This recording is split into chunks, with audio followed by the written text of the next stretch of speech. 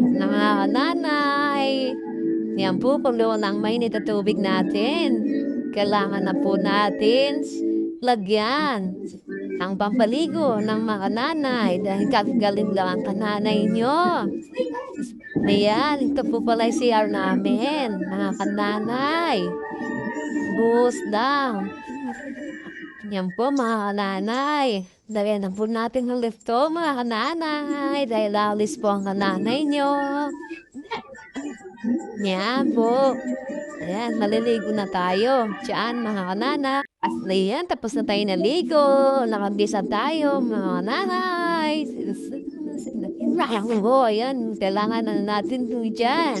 Kunin ko lang dyan ang supply mga kananay. Hindi ko na nakita ang supply. O, kakamot pa si kananay. Yan. Ating questions. Yan po, lalaba muna tayo, mga kananay. Nabalaba lang, ayan po. Ang tinagbisa natin, ganyan po tayo. At ayan, nag-transform, bilis nag-transform ni kananay. Ayan po, diba? Naka-makeup na lahat o naka-foundation na. Ganda-ganda po mga kananay. Yan, lagu-lagu lang, ganda-ganda lang mga kananay.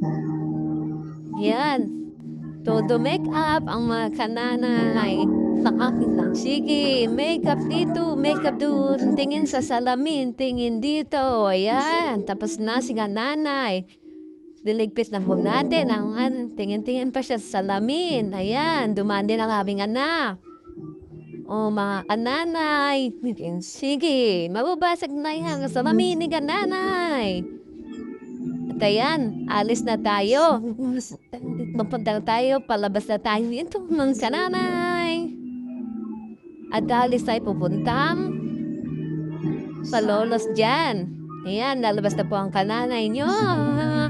Ito pala yung daan namin, mga kananay. Ayan, highway lang po. Yan yung bahay ng ate ko. Ito lang po kami sa compound. Di isa lang ang compound. At sasakay na rin ako ng jeep.